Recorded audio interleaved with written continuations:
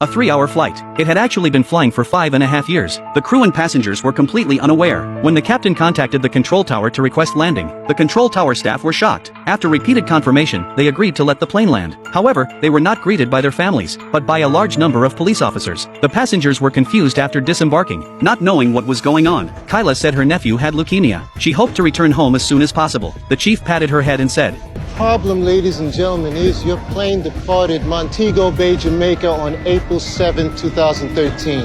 Today is November 4th, 2018.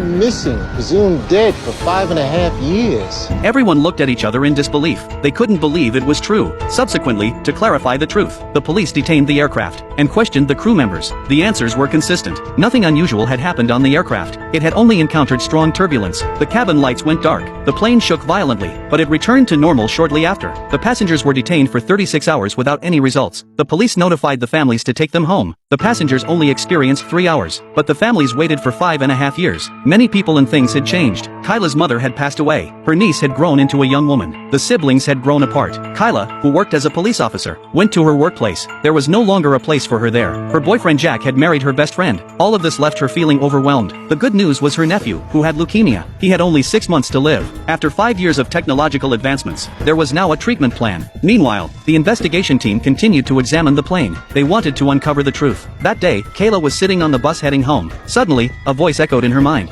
Slower. Slow down now!